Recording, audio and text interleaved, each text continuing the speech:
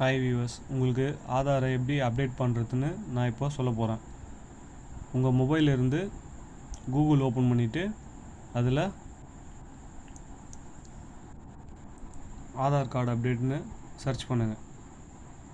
Search பண்ண மேலே ஒரு லிங்க் காமிங்க பார்த்தீங்களா, ஃபஸ்ட்டு அப்டேட் யுவர் ஆதார்னு அதை கிளிக் பண்ணுங்கள். அதை கிளிக் பண்ணிங்கன்னா இந்த ஸ்க்ரீன் வரும். நெக்ஸ்ட்டு அதில் கீழே டாக்குமெண்ட் அப்டேட் இருக்குன்னு பார்த்தீங்களா, அதில் கிளிக் பண்ணுங்கள். டாக்குமெண்ட் அப்டேட்டு கிளிக் பண்ணதுக்கப்புறம் கிளிக் டு சப்மிட் இருக்குது பார்த்தீங்களா, அதை கிளிக் பண்ணுங்கள்.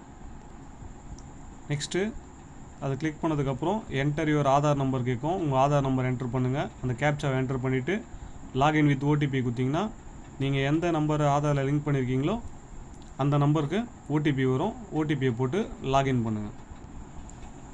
ஓடிபி போட்டு லாகின் பண்ணதுக்கப்புறம் இந்த ஸ்க்ரீன் வரும். அதில் அந்த டாக்குமெண்ட் அப்டேட்ன்றத கிளிக் பண்ணுங்கள். அந்த டாக்குமெண்ட் அப்டேட்டை கிளிக் பண்ணதுக்கப்புறம் இந்த ஸ்க்ரீன் வரும். இது வந்ததுக்கப்புறம் நெக்ஸ்ட் கொடுங்க. திரும்பவும் நெக்ஸ்ட் கொடுங்க. நெக்ஸ்ட்டு இந்த டீட்டெயில்ஸ்லாம் கரெக்டாக இருக்கான்னு செக் பண்ணிக்கோங்க. செக் பண்ணதுக்கப்புறம் கீழே வெரிஃபையை கிளிக் பண்ணிவிட்டு நெக்ஸ்ட் கொடுங்க. நெக்ஸ்ட் கொடுத்ததுக்கப்புறம் இந்த ஸ்க்ரீன் வரும். இதில் டாக்குமெண்ட் என்ன ஃபார்மேட்டில் இருக்கணும்னு சொல்லிட்டு சொல்லியிருப்பாங்க. ஜேபிஇஜி ஃபார்மேட்டில், இல்லைனா பிடிஎஃப் ஃபார்மேட்டில், இல்லைனா பிஎன்ஜி ஃபார்மேட்டில் இருக்கணும். அந்த ஃபார்மேட்டில் உங்கள் டாக்குமெண்ட்டை ரெடி பண்ணி வச்சுக்கோங்க. ஸ்க்ரீனை கொஞ்சம் மேலே தள்ளிங்கன்னா இந்த டாக்குமெண்ட் அப்லோட் பேஜ் வரும். அங்கே உங்களோட ப்ரூஃப் ஆஃப் ஐடென்டிட்டி ஒன்று செலக்ட் பண்ணிக்கங்க. நான் எக்ஸாம்பிள் என்னோடய பேன் கார்டை செலக்ட் பண்ணுறேன்.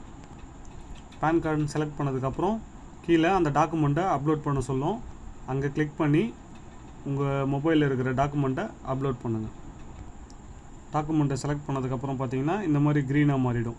அதுக்கப்புறம் இன்னும் கொஞ்சம் ஸ்க்ரோல் பண்ணிங்கன்னா கீழே இன்னொரு டாக்குமெண்ட்டை அப்லோட் பண்ண சொல்லும். அதில் உங்களோட அட்ரஸ் ப்ரூஃப் அப்லோட் பண்ணுங்கள்.